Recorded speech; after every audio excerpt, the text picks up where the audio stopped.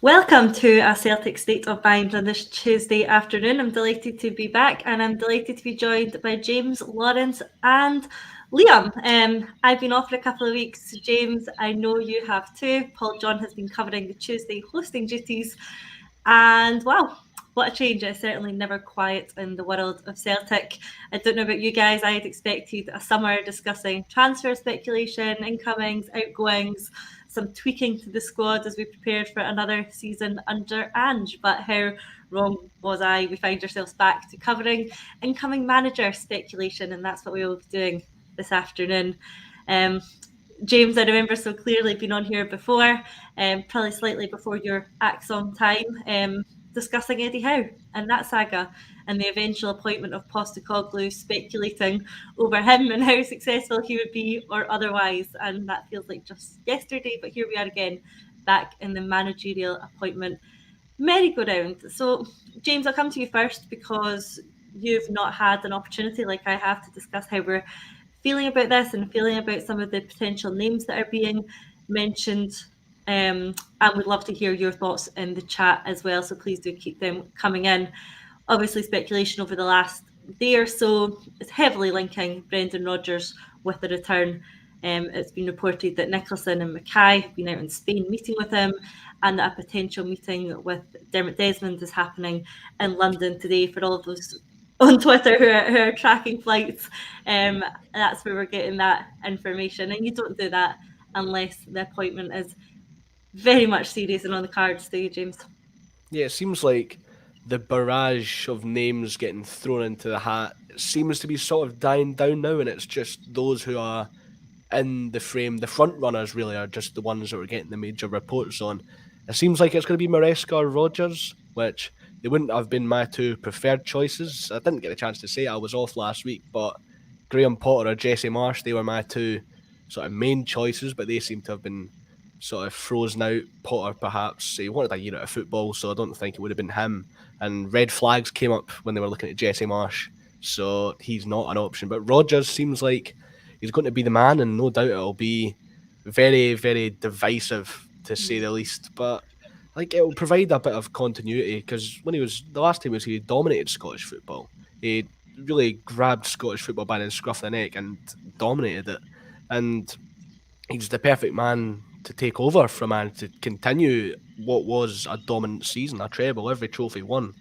And Brendan Rodgers, it'll be interesting to see what he would do with a crack at the Champions League this season because his previous two attempts at it weren't very successful, but Andrew's most recent attempt at the Champions League wasn't successful either. It seems like Celtic are just sort of cursed in the Champions League at the last sort of 10 years.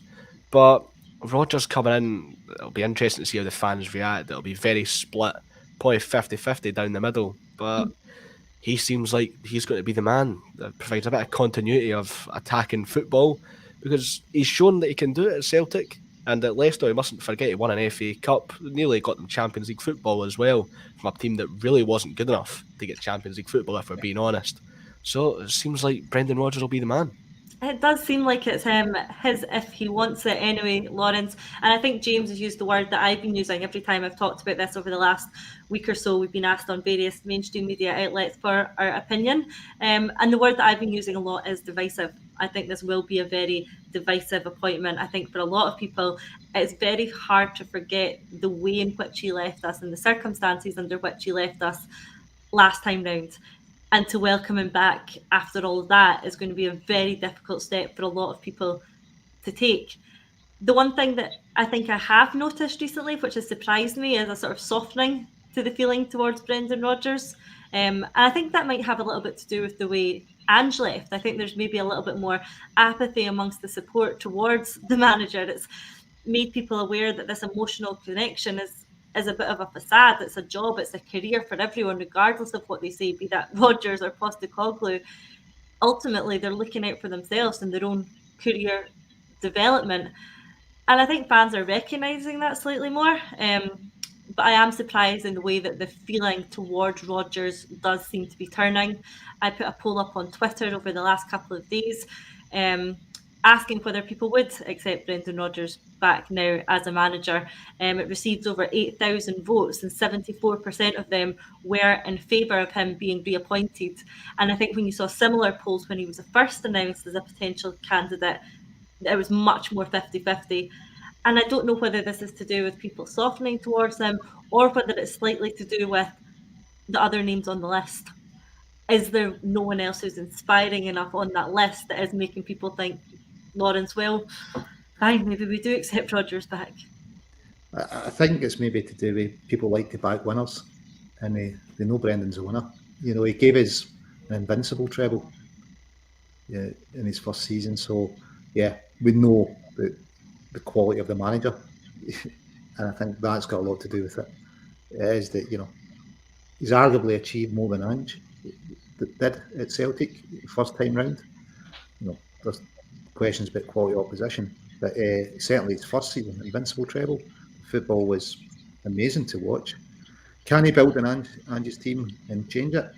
Can he win the trophies that Ange missed out on? Can he, win the bragging rights, the Toe Cup, the Beale League?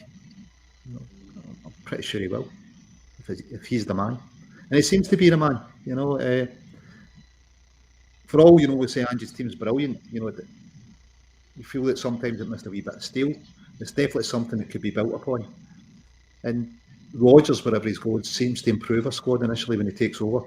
So, yeah, could be ideal for him to come in and take us to the next level. Could be, and I think one thing that we have talked about on this before, since Postecoglou has left, Liam, is do we need to take the emotional aspect out of appointing a football manager and just focus on the footballing element of it? And we'll come on to whether his footballing element side of things really even stacks up. But firstly, looking at, the emotional attachment to it, something that Kevin said on yesterday's bulletin is that, managers are assets who disappear like players do. And I think that's really true. So I think that means that the backroom is really key, both in terms of coaching and sports science, the analysts, the coaches, they're fundamental in the way teams play. And you just have to see how many people are on the pitch, when Celtic lifts a trophy, to realise the work that goes in behind the scenes is fronted by one person. So I think what we've seen over the last few seasons is that managers at Celtic tend to be a bit short-lived. And maybe that's something that we need to accept going forward, that if they do well over 2 years, they're going to get an offer to go to a bigger league and move to test themselves. And if they do badly, they're going to spend a year or so and then be removed from their position. There's not really much room for the in-between in Glasgow, so it goes one or two ways. Is that something that we need to accept now, Liam, that that's the way things are? Well, I mean, there's a few different ways you can look at it, but first of all, yeah, we've seen it before with our players. If players come to Scotland and play really well for a year or two, they'll get snapped up by an English team. Just, Virgil van Dijk, Victor Wanyama, it's happened before, it'll happen again. But now we've progressed to a point where it's happening with managers as well. Mm-hmm. And that's the thing. I am delighted that we've won another treble. I'm delighted that we are going to continue probably winning trebles in the near future. But the price of that is our management is going to become something of a revolving door, because you do 2 or 3 years total domination at Celtic, you are going to get snapped up by a team like Spurs. That's just the nature of it, unfortunately. Now, with the Brendan Rodgers thing, any children of the 80s like me here will notice I'm wearing a Decepticon t-shirt here to talk about Brendan Rodgers. But look, jokes aside, I'm really torn on this one, because maybe I've been in Japan too long, okay? But there's a thing over here that you do not leave a job mid-contract. Just, you don't do it, right? Like, I'm an English teacher, my main job, and if I was interviewing for another job, they would say, what is your current contract status? And if I say, well, I'm under contract until February, they would say, oh, well, that's no good. We need somebody to start in November. Like, the idea of you breaking the contract is just such an abominable idea to them that you don't do it. And to me, That's the difference between Ange and Brendan Rodgers. Ange waited to the end of the season. Now, could he have handled it better? Possibly, but I think he got us through the season, got us the treble, and then said, "Right, job done. I'm off." Not happy about it, but I think he handled it the right way. Whereas Brendan Rodgers, the minute a mediocre English team comes in for him, he's off ski, regardless to Celtic's state at that time. And as I say, maybe I've been in Japan too long, but I picked up a bit of that mindset that disloyalty is just something that really, really, really grates me. I think that's it. And I think that's, James, I think that's a really key point, which is why this appointment is going to be divisive. Because I think fans place a lot of emphasis on loyalty. We respect loyalty. We admire loyalty. And everything that Brendan said during his first time round suggested that he had that loyalty and that passion and that commitment to the club. And then his actions said the complete opposite of that. That's hard for fans to get over, isn't it, James? I think I'm in a similar boat to quite a lot of fans in the fact that the fans have lost trust with the Celtic board, much like Brendan Rodgers did. Brendan Rodgers won every trophy possible in Scotland, but all he had left to do was make the strides in Europe. And he wasn't getting the funding to do that. It was an impossible task to make those strides in Europe. He would have just been staying at Celtic and doing the same thing over and over and over, winning all these trophies. He would have had some more ambition to try and push on and really do something, get a second crack at the English game.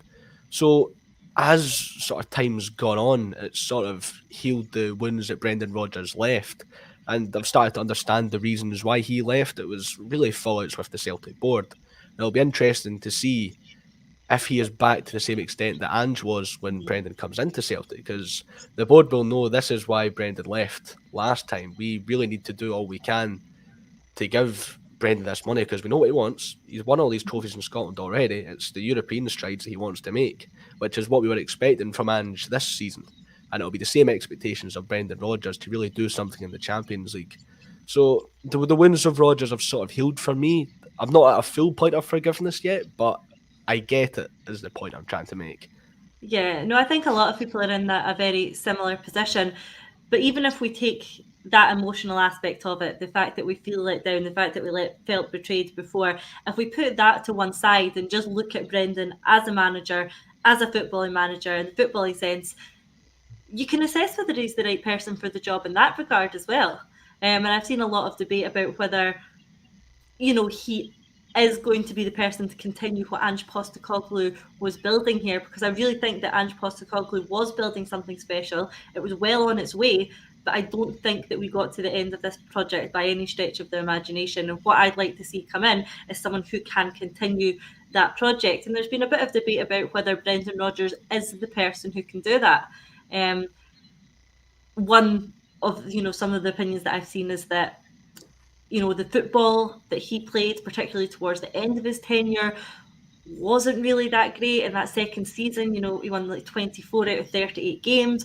Was it starting to come apart for him a bit here? You look at his signings, some of the players that we had in that squad at the time that were brought in. I mean, names that I've seen are Weah and Toljan and Arzani and Shved and Malumbu and Morgan, Bayo, Gutman, Perez, Benkovic, Burke. There's a very long and uninspiring list of players within that squad at the time. So if we're just looking at things from a purely footballing perspective, Lawrence, is Brendan Rodgers the right man for the job? He certainly won't be given time to settle in. There's no trial period. He got that first time around. I don't think he'll get it the second time around.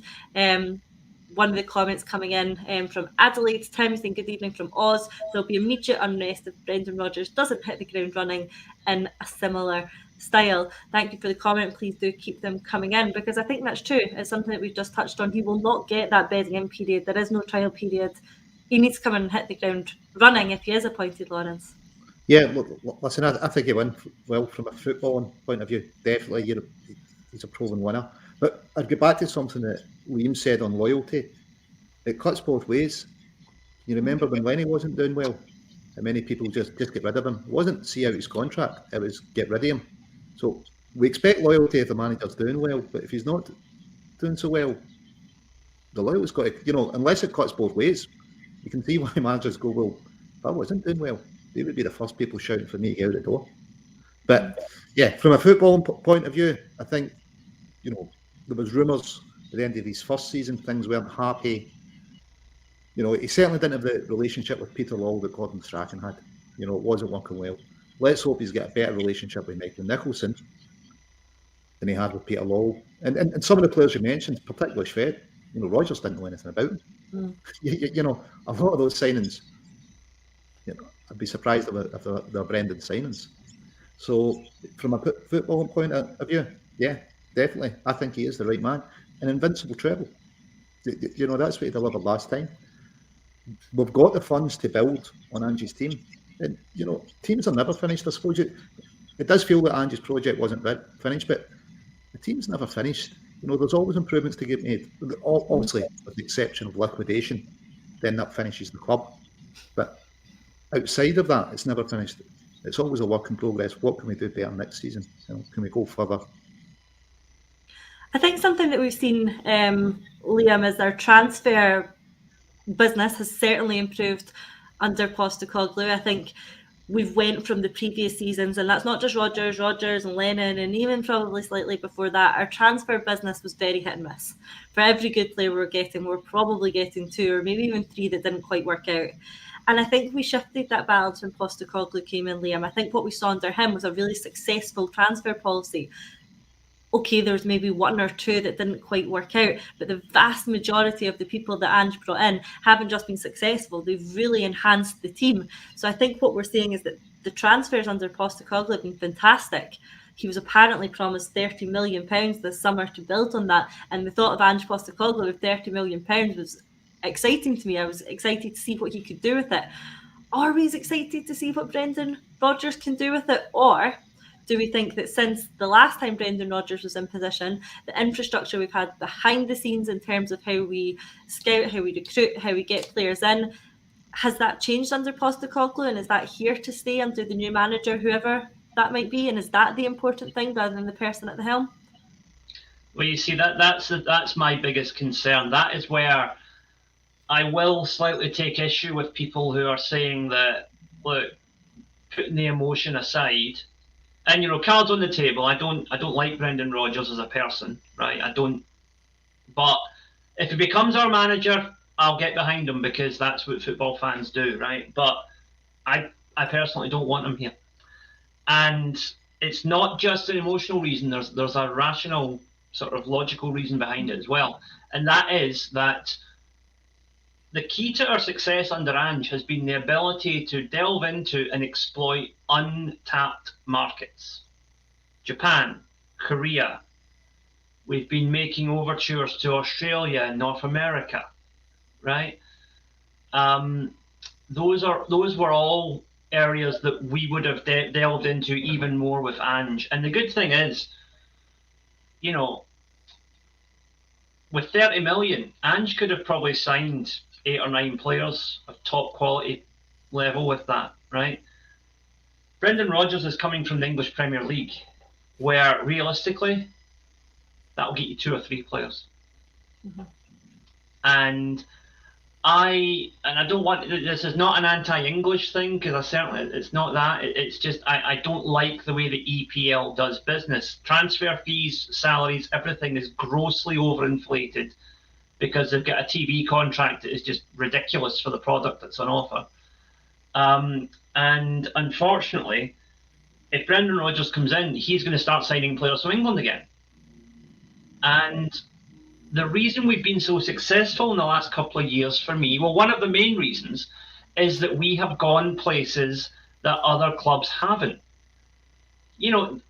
Recently we've had Hearts, Motherwell, other teams looking at the Japanese market because Celtic blazed that trail, right? Asia, there is still Korea. We've only signed, recently we've only signed 1 Korean player, but there's a damn sight more decent players in Korea. China's not quite there yet, but it's a developing market. That's going to be something to look at in a year or 2. But I just worry if it's Brendan Rodgers, we're going to go back to signing cast-offs from Leicester and Sunderland and, English mediocrity, which will be enough to get the job done in Scotland, but it will not make an impact in Europe. And it will not be particularly exciting to watch either. Can I just And then- pick up on that point there on the transfers? I think if the reason a lot of the signings under Rodgers were really poor is because he wasn't backed enough, or the business was done without his input. When you get a guy like Marianne Sved coming in and Brendan Rodgers says his press conference he doesn't really know anything about him. If Brendan Rodgers with a penny pinching Celtic board compared to Brendan Rodgers with a bankroll of £30 million to spend, it will be a very different outlook, because he would be able to get the Timothy Castagna instead of a Jeremy Tolyan on loan. He'll be able to get the John McGinn instead of the Yusuf Malumbu on a free. I think it'll be a very different outlook, and if Rodgers can get the players he wants instead of the penny pinching backup option, then it could be some real success.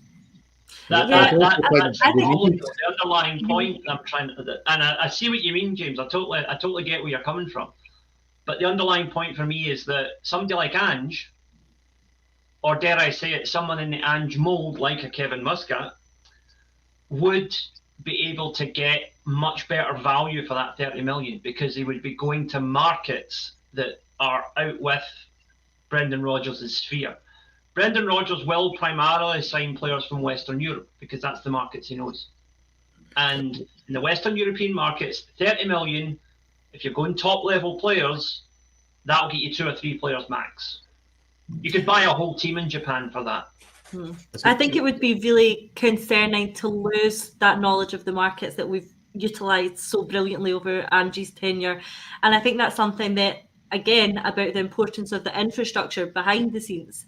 If we do have the scouting capability in these markets, if we do have scouts who know the Japanese market well, even the upcoming Chinese market, as you say, the Korean market, what we need to have is to make sure that Celtic have that knowledge across the globe, and we're not relying solely on the manager to provide market knowledge, which is why, when a manager moves on, if you've got that infrastructure, that ability, that knowledge sitting behind the scenes, you aren't losing that knowledge the minute the manager chooses to leave. And I would hate for the situation to be that just because Ange's left is that we lose our knowledge of the Japanese market. I absolutely hope that is not the case, and that we do have our continuing to scout and look at over there, because I think what we've seen, that is where there's real talent to be found and real talent at good prices. Lawrence, do you have any concerns about losing that knowledge, losing the influence in that market? And do you have concerns about us being more limited in the pools we're fishing in under a manager like Rodgers?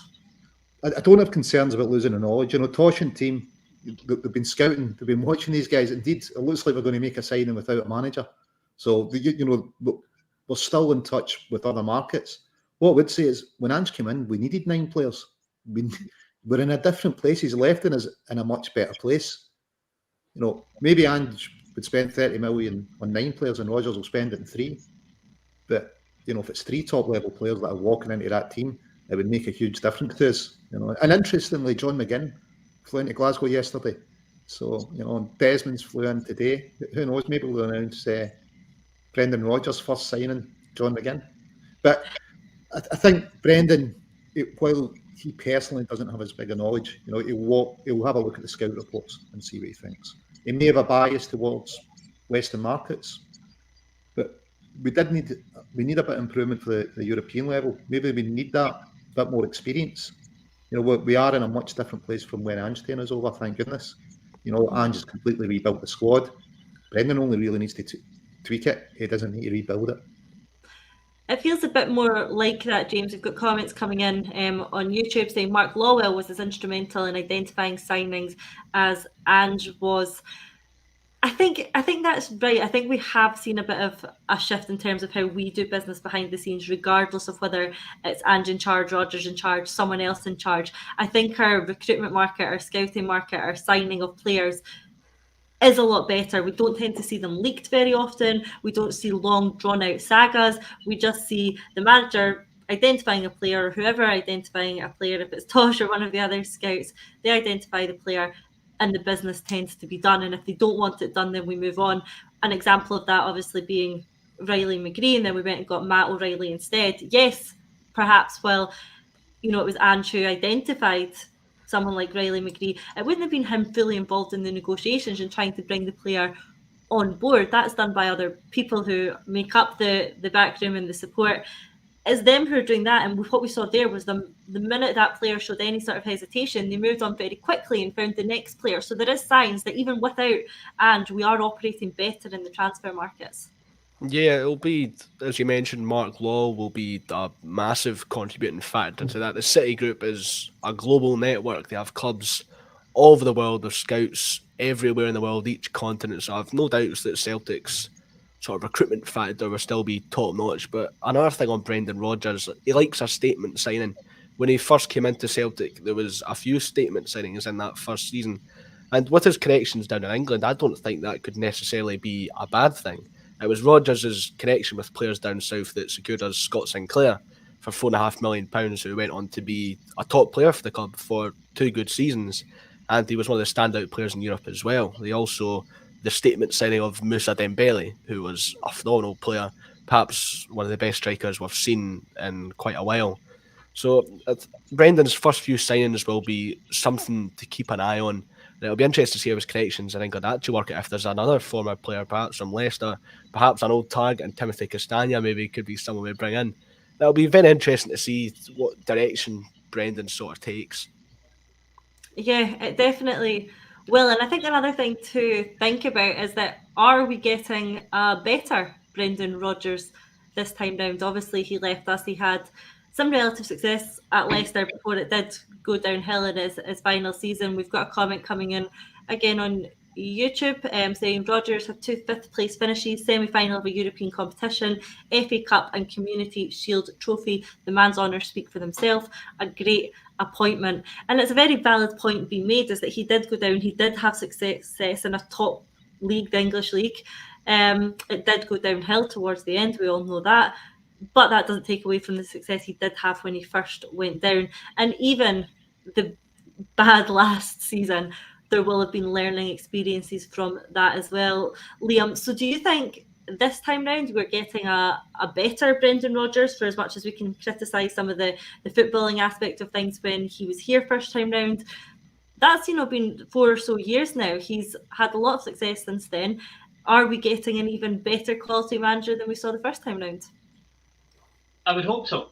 I think that now, again, this is going to come off as me sounding bitter, whatever, but a league where finishing 5th is considered a massive achievement, to me, that speaks more to the problems with English football than it does to a manager's ability, right? But yeah, I think he's obviously learned from the experiences he's had. He took a mediocre club and made them slightly less mediocre. He's a better manager, and on paper he probably is the best of the candidates available as far as we know at the moment. He just doesn't excite me. We've been down this road. We've had a Brendan Rodgers Celtic team, and it was good for a couple of years, but it started to go stale.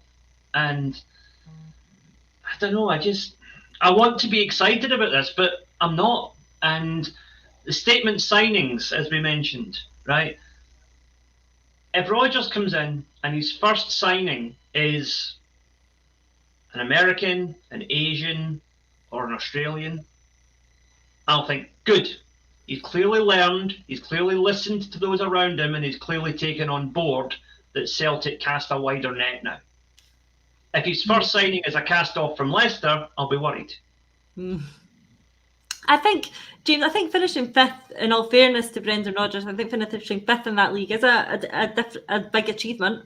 With a team like Leicester, I think he did very well. I have to give him credit for that. And maybe if we'd had a manager who wasn't used to the pressure of needing to win every single week and needing to win every single game, different. But Rodgers has had that, because he's had that here from the first time round. Is it one that doesn't excite you? Is it the very definition of a step backwards, or is it the chance to get a real quality manager in who's had even more success since the last time we appointed him? Yeah, I thought he'd done a good job at Leicester. The 5th in the Premier League, it's one of the most competitive leagues, if not the most competitive league in the world. The top managers want to manage there, and the top players want to play there. It's the money league, but it's basically a football and Super League these days. But Brendan Rodgers' fate at Leicester, it was sort of similar to why he left Celtic in the first place. He wasn't getting funding from the board. Whether that's a Rodgers problem or a board problem is something that we will find out soon when Rodgers gets the job. He wasn't getting the players he wanted. They weren't. I think they'd only signed 1 or 2 players this summer before they got relegated from the Premier League. So it'll be interesting to see what happens with Rodgers. But I think the reason a lot of people aren't as excited is because we've seen it before. We want, because Ange was so new, it was a stab in the dark to grab him in the first place, and there was so many new players, new signings, and the fact that we're playing amazing football as well, it just made everything all the more sweeter. But for me, on Rodgers, as long as he brings in good top quality players, I don't care if they come from Asia or from England, as long as they're good players who can take Celtic to the next level, which is ultimately what we want. We want progress, we want a step up in Europe, and we want to be playing good football. So as long as I see that, I will be perfectly happy with Brendan Rodgers as Celtic manager. Talk about his players to bring players in. You've got to remember he also developed players. You know, he was instrumental in us getting 25 million for Kieran Tierney. So can he develop this squad? Because there's huge potential in the squad. Can he make these players better and breach that 25 million? Because we are still a selling club. You know, can he take us to that next level, breach the 25 million for the next star we sell? And even then, guys, request to be reinvested. Even guys like Scott Brown, he prolonged Scott Brown's career by a good few years when Scott Brown looked sort of down and out. Guys like Callum McGregor, he pushed Callum McGregor on. Odsonne Edouard had gone a season on loan at Toulouse, scoring 0 goals. Brendan Rodgers brings him in and turns him into a £20 million Premier League player. And I think he's a record scorer for the France under 21s as well. So he's good at developing players. I don't think we can underestimate that either. Yeah, absolutely. Alan Robertson comes in on YouTube saying, does Rodgers have the gravitas to keep our top stars? Can he make these players even better with his coaching ability? Lawrence, James, you've both already touched on it. I do think that one thing that Rodgers did have going for him very much was his development of players. You touched on a couple there, Edouard, Tierney. He does have that going for him. And I think working with the squad that he's got, there are a lot of talented young players within our squad who I think he can make even better, who I think he can help reach the next level. But that comes back to the first part of Alan's question on the screen. Does he have the gravitas to keep our top stars? Now, I think a name like Brendan Rodgers probably does have that pool. They only need to look at some of the players he's developed, some of the success that he's had. I think it does have that. Liam, I'll bring you in on this one because I think there has been a lot of concern amongst the fans about what happens to Ange's signings, what happens to the way that we've been playing. Do the players have some of the players come over here for Ange? We're talking about players like Kyogo, players like Hatate, Maeda, Kobayashi. Was it Ange that brought them over or was it Celtic? This was discussed slightly by Kevin Graham yesterday as well, who said that it wasn't particularly Ange. What Ange did was find these players and facilitate the move, but what these players wanted was a move to Europe to test themselves. They got that move. It wasn't particularly Ange that they were here for, it was the move. And maybe then as a result, it's not particularly the lack of Ange that they would leave again for. They're just happy to be in Europe, playing at a club like Celtic and looking for development, and that can continue under Rodgers. For me, I don't think any will particularly leave as a result of Ange leaving. There's some rumours circulating that Hatate might be set to join him at Tottenham. I think that would probably be a move that he couldn't turn down, similarly to the way that Ange couldn't turn it down. But I don't think Ange leaving, Liam, is going to be the catalyst for some of his signings to leave, is it? Ultimately, it'll come down to money. That's the sad reality of it. If Spurs come in and offer 20+ million for any of our players, they're away. That's the nature of the current footballing economics. And, you know, again, it's unfortunate, but it's just something we have to work with. It's the price of success in Scotland, is that you're going to have teams like Spurs sniffing around our players. But the good thing is that we seem to have moved to a point now where the days of like intermediary clubs taking players to England and then them going to a big club seems to have gone. You know, in the past, like, for example, Virgil van Dijk went to Southampton and then got the move to Liverpool, right? If Hatate goes now, there's talk of him going straight to Spurs. which is, which should be probably a top 6 team in England when they get their act together. So that's not the intermediary club. We're dealing directly with the big boys now, which means we can ask for bigger fees. I think that 25 million for Tierney will be smashed out of the park by whoever we do sell this summer, especially if it's somebody on a longer term contract. Yeah, I think so, James. If we're talking about transfer speculation and people leaving in the figures of 25 million, if you're looking at players like Kyogo, I don't think there's any way that we should be letting him go for less than 25 million. So that transfer record should be smashed, like Liam has said. Yeah, as long as we're not keeping players who sort of don't want to be here. That's been our problem with Celtic teams sort of in years gone by. We've kept players who didn't want to be here. They've overstayed the welcome and it's been to the detriment of the team. But also not to let their contracts run down, leave them with a year left on their deal where you're getting sort of a minimal amount compared to what you could have got in the first place. So as long as we're maximising the sell-on value of our players, then I think that should be the sort of main key for Celtic. You look at sort of the teams outside the top 5 leagues that are pushing on in Europe, they're selling their players at the right time, which allows them to spend more on players, and progressively they can work themselves up. I think Ajax are the prime example of that. They're now buying players for 20 million and flipping them for 90 million in 2 seasons. So we need to keep our top players, but we also need to find out a balance where we're maximising the sell-on value as well. So it's just a very interesting prospect for Celtic over the next few years, and it'll be interesting to see how it develops as well. As Liam says, we're now dealing straight with the big boys. We don't need to go through a Southampton or another club before we get there. So it shows how good Celtic's recruitment's been in recent years as well, and how much the squad has developed. Teams are taking notice, whilst these top 6 teams are taking our managers, and it shows that Celtic are on an upward trajectory at the moment. It certainly seems that way. I want to bring in a comment from Barry James on YouTube who says, it's the perfect feel-good appointments for me. You've got a professional manager with a wealth of experience, and Scott Brown, you can't lose. And I think he's obviously referring to the rumour circulating that it would be Scott Brown coming in as a number 2 for Brendan. Obviously, we've discussed it.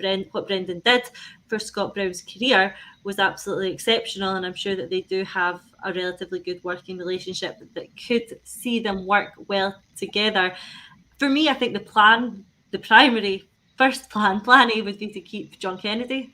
I think Brendan probably liked him. They worked well together. I think his priority, if he was coming in, would be to keep Kennedy as his number 2. But if Kennedy is swayed to go with Postecoglou, would Scott Brown be a good number 2? Particularly, during his last season, having Scott Brown on the pitch is like having another coach at Celtic. He's obviously went on and had some great success with Fleetwood as well. But for me, as much as Kennedy gets a hard time, particularly as he did during Lennon's tenure and then through the 10 games that he took once Lennon had departed, I think Kennedy's a fantastic coach. You hear it from every single manager that's worked with him.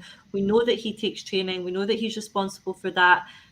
He's been at the club for a long, long time. He knows the club inside out, but he also knows this new system, this new style of play that Ange has implemented inside out, because it's him running it and training every day. And I think if we're talking about wanting to continue with this project that Ange is building, wanting to continue building this team, want to continue the style of football that we're all enjoying so much, I think it's important to keep Kennedy in place. And it's something that we touched on at the top of the show, Lawrence, is that as much as the manager is important, as much as whoever is in charge is important, what we've got behind him is equally, if not more so, important, because that's where a lot of the work has been done. That's where a lot of the continuity can happen.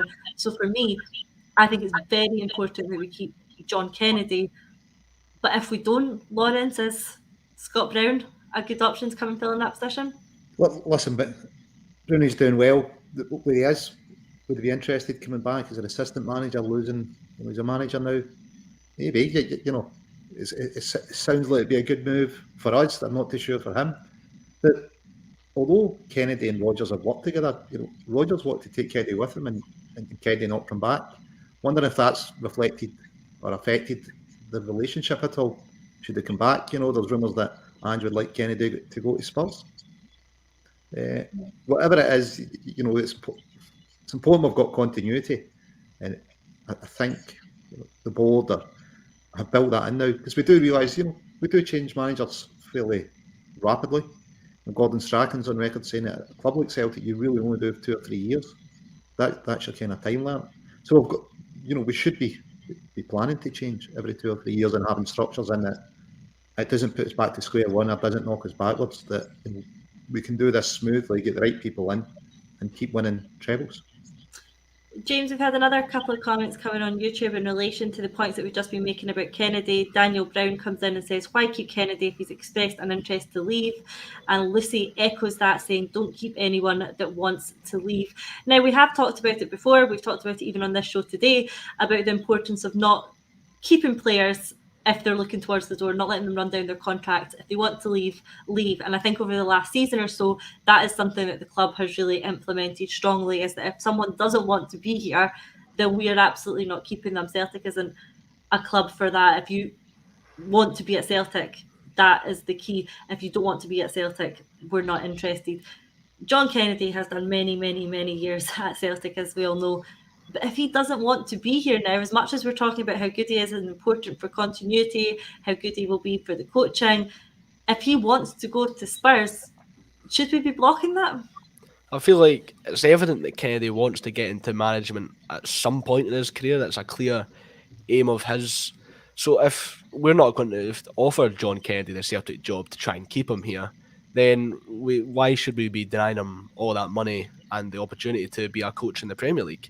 I feel like there's sort of two options there, and I think the most likely option for Kennedy would be to go join Ange at Spurs. It allows Rodgers to get a lot of his own stuff. I'm not too sure who was in his Kennedy role at Leicester. I think it might have been Chris Davies, who is linked with jobs down south. I'm not too sure Davies would come as part of Rodgers' backing team. But if you're not going to give John Kennedy a Celtic job, which you shouldn't do in the first place, then I think you've got to let him go to Spurs with Ange. Yeah, I think it is starting to look more like that. I agree. I think Chris Davies has actually been rumoured to be going to join Ange. So we'll see how that develops. But Liam, would Scott Brown, is this the right time for him to be making a move back towards Celtic? We've had another comment come in from Mo on YouTube saying Scott Brown would be an appeasement, emotional appointment. Let's leave him at Fleetwood to further develop.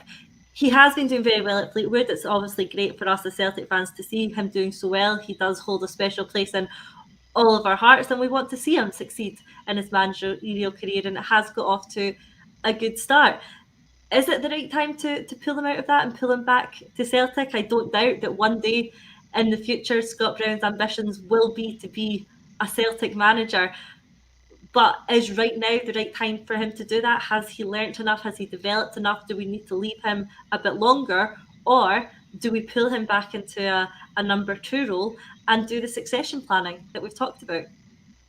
Ultimately, there's only one way to find out, and that is if we press ahead with him as part of the Backroom team now. I don't know if I would have Scott Brown straight up as the number 2. I think I would prefer him to take on more of the sort of Kolo Toure role.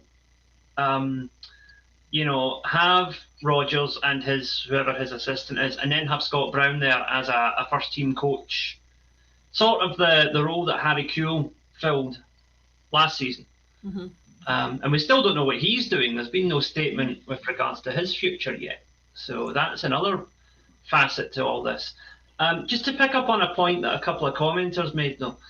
Now again, football fans, it's all of us. I've spent a lot of time today berating Brendan Rodgers because it's my thing, but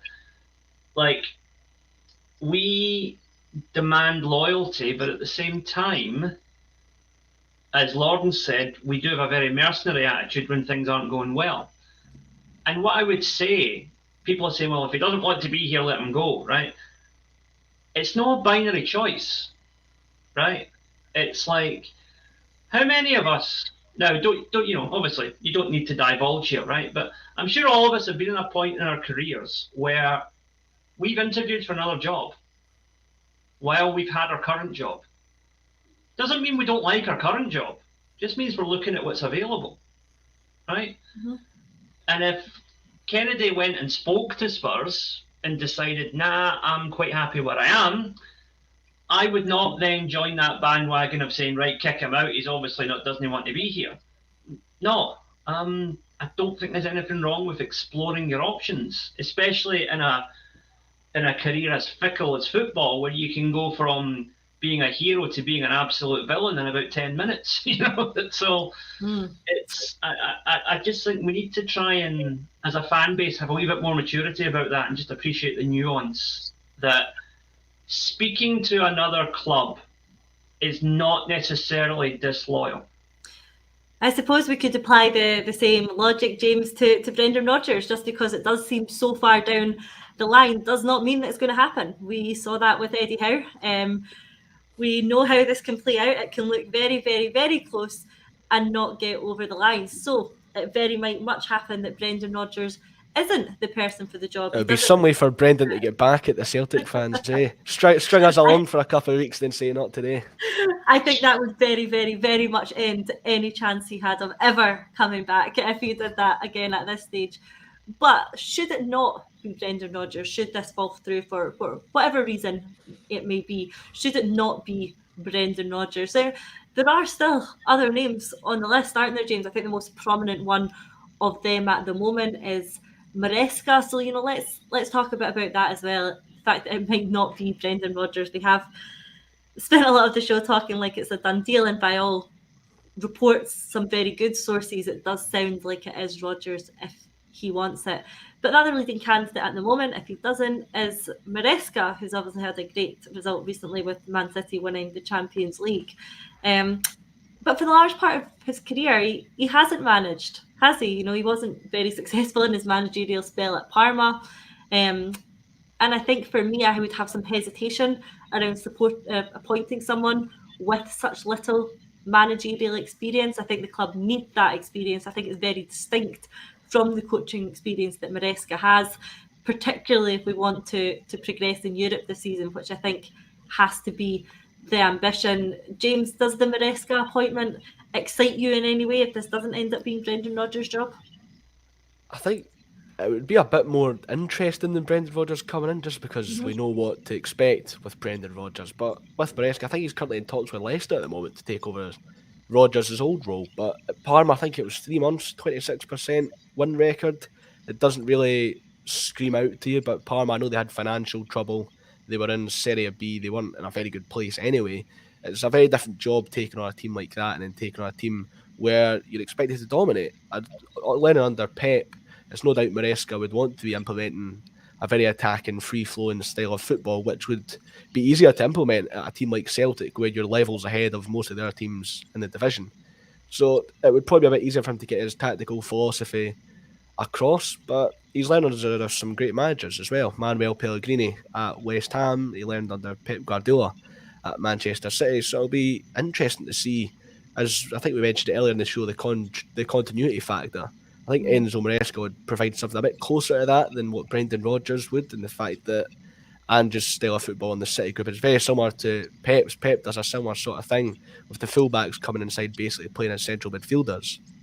So it'll provide a bit of continuity. It would have the City group links as well. Hopefully you could pick up some new Italian signings. Celtic taking advantage of the Italian market, another Massimo Donati wouldn't go amiss for me, but it'll be another interesting prospect. But I think I would prefer Brendan Rodgers.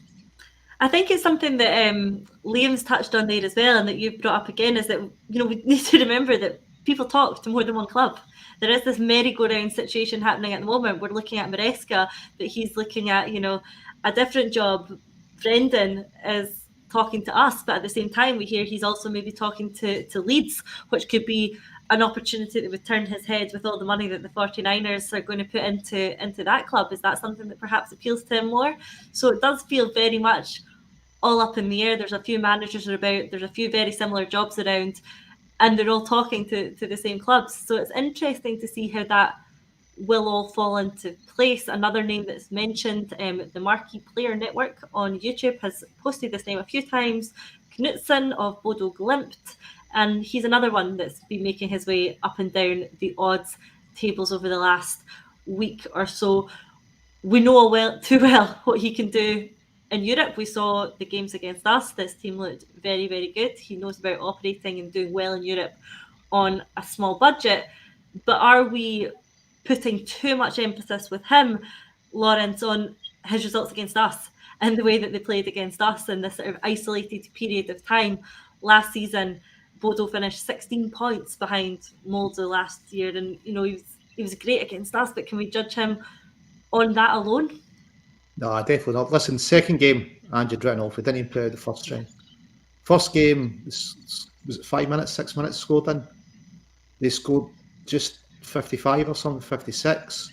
We equalised the score, we brought back to 2-1, went to sleep, they scored, but we played without Giacomakis or Kyogo. You know, I think we had like 67% of the ball or something like that. You know, we dominated possession, we dominated passing. I think we had something like 16 shots to 8 in that game. As much as, you know, it was a 3-1 defeat, we played without either of our recognised strikers. I know Liam's going to tell me Maid as a striker, but you know, he led the line for us in that game. The second game, he didn't even put out the first team. So, yeah, anyone that's saying that because of what he done, well, we can discount the second game. The first game, you've got to go, well, it wasn't the first team that was out. We dominated possession against them. We had more shots. You could argue, you know, we were a bit unlucky when we got it back to 2-1, went to sleep. You know, losing the early goal 5 minutes in, really, you're giving yourself. I think it was about 5 minutes, wasn't it? We lost the early goals. It gives you a load of claim. So if anyone's saying, yeah, based on what he done against us, watch your games again. Look at the stats in the game. You know. So yeah, I wouldn't sign him on that. I don't think he guarantees you the league, and I think Brendan guarantees you the league. One thing I would say about Brendan, you know, rumours are initial contact between Brendan and the club was April, towards the end of April. Certainly, you know, it's been out there, widely known that they've been talking since last weekend. It's running on a bit now. You know, we really kind of need to say, because there has to be kind of other things. You need to say, well, you need to give us your commitment. We need to be calling that to a close either end of this week or early next week and moving on. We don't want another house situation. You need to be saying, look, we've had the dance, we've had the chat.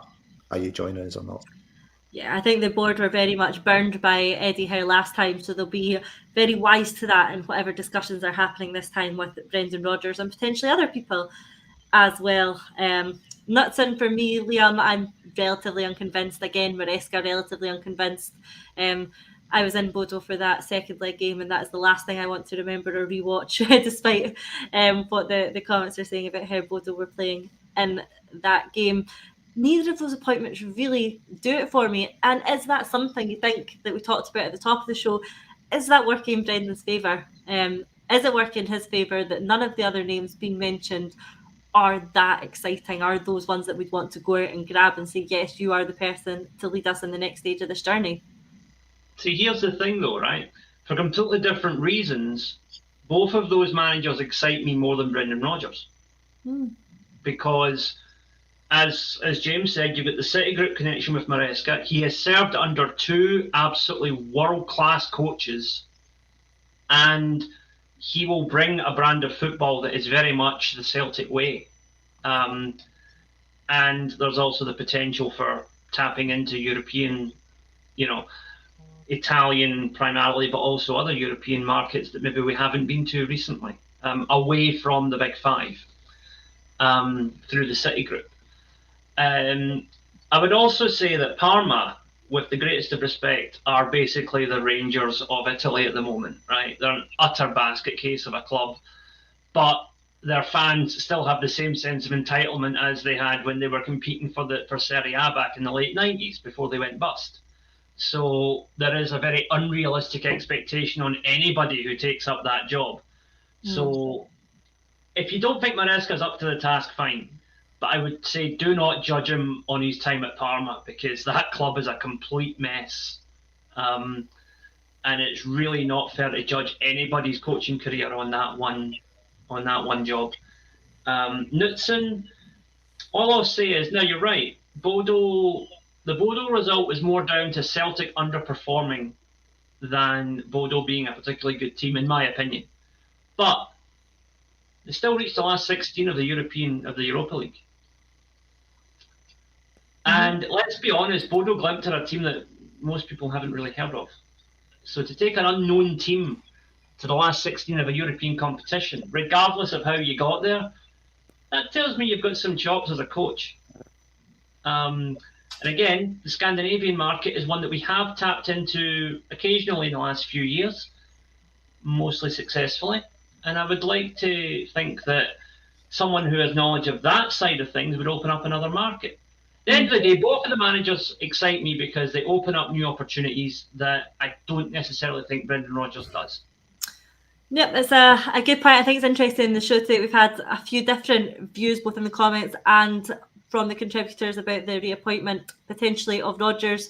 But whoever it is, I'm sure we will be finding out very shortly, especially with the transfer window opening. I don't want to finish the show without talking about some of the transfer speculation, because that is still going on. We are looking to appoint a new manager, but we do have the usual transfer speculation as well. And one of the players that has been linked, James, yesterday or over the last couple of days, Odin Thiago Holm, a 20-year-old midfielder who's playing in the Norwegian League. James, thoughts on him as a potential signing? Yeah, so he'd be coming from Vålerenga. They're just outside the relegation zone in Norway. I've done a bit of reading on him, a couple of scout reports. He seems like a very similar mould to what Cal McGregor currently is in the Celtic team. His main sort of strengths are progressing the ball out from the defence, but he perhaps needs a bit more work on his defensive capabilities, despite being what looks like a number 6. So with him coming into what is already a stacked midfield makes me think someone has to go. So who that is, it will remain to be seen. But an interesting little tidbit, his middle name is Thiago, which isn't a particularly Norwegian name, but he changed his name in 2017 because he was inspired by the Liverpool centre midfielder Thiago. His parents allowed him to change his middle name. So make of that what you will. It seems like we've got a little bit of a nutter coming in the midfield, but if he's a good player, we've seen some of the players that Norway have developed in recent years, like your Odegaard, your Haalands. There's some good players in that national team. Celtic, I've seen them in the past with the likes of Christopher Aya. So we could have a real good player coming in. Interesting bit of trivia there. Thank you for that one. I think, Lawrence, is there any risk for a player coming into a manager to a club who doesn't have a manager? We saw it just before Ange Postecoglou came in. The couple of signings that were made prior to his arrival didn't really get a run in the team, didn't really cut it in his side. I think for a player, if I was a player looking to sign for a club, I'd see a bit of risk there, signing for a club where a manager is yet to be appointed. I think I'd want to wait. I think I'd want to see if the manager wants me, because I'm worst case scenario, you're signing for a club, a manager's appointed, and they decide you're not their kind of player. Yeah, I think I'd agree with you. It's risky. Some players, have done negotiations when there haven't been managers, like Dembele, really work for him. But I think that's kind of probably the exception that proves the rule. It's a definite risk coming in. You don't know who the manager's going to be, if you're going to get on them personally, if he likes you as a player or not. It's all right saying, we're going to keep a style and a way of playing as Celtic, but that can be nuanced depending on the manager. And let's face it, sometimes if the manager just doesn't like you, the face doesn't fit, you're not playing. So, yeah, I don't think he's been brought in as a starter, though, because as James has touched upon, we've got loads of number 6s. He's got Callum, he's got Iwata, arguably Matt O'Reilly, he maybe need to get out of the way. So he's one for the future. Maybe that's what they're looking at there. He's somebody for the future, not necessarily for the first time. Could be. Liam, obviously, we've seen rumours regarding Aaron Moy and his potential retirement. He's certainly a player that I wouldn't like to lose, and is definitely a player that I think has a lot that he can offer us going into next season as well. So I hope that is very much just one of these rumours that does the rounds in these transfer windows. But in terms of the midfield, it does seem to be an area we're relatively covered in, doesn't it? Yeah, on the Aaron Moy thing, I'll just employ a wee bit of my journalistic experience here.